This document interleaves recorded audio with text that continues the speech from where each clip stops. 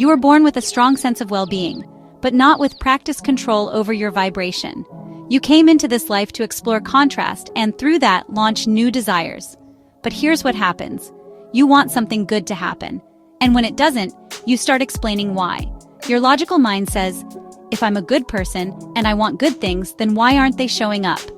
And when those good things don't come, you assume something outside of you must be blocking them. So you go searching for the source of that interference. And the more you look for it, the more you keep the good away. Because you're focused on the absence of what you want, and that focus is what keeps it missing. Over time, you start to believe that maybe there's some source of darkness or negativity keeping your desires away. Here's the thing.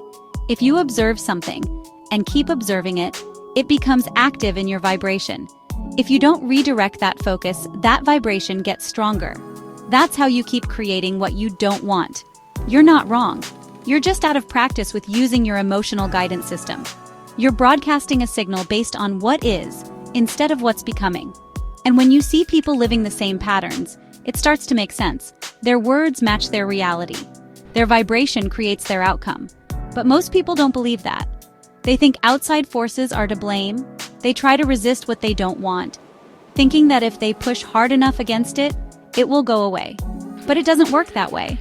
The more you push, the more you focus. The more you focus, the more you vibrate.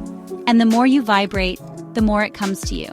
Your freedom lies in understanding how this actually works. So, don't you want to try some thoughts that feel better? Don't take our word for it, try it.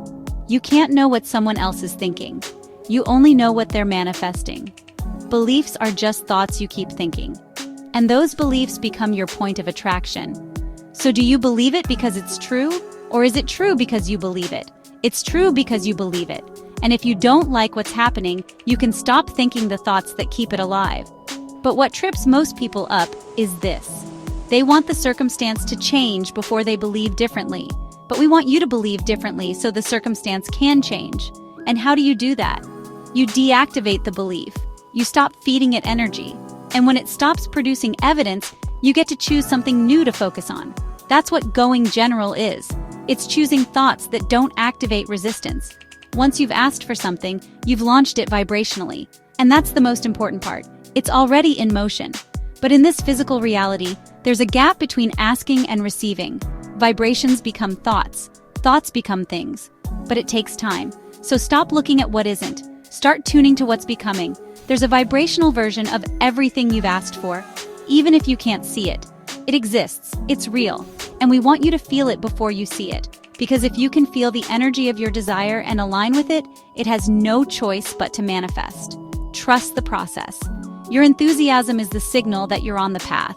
And when you stay aligned with that frequency, the physical version comes always. Because there is a powerful version of you, a vibrational you, that's calling everything into place. And the universe is responding to it right now. Not just lining up the end result, but all the joyful steps on the way to what you want and what you want next and what you want next. Even the contrast is part of the path, because it shows you what matters and helps you get clearer and brings you back into focus every single time.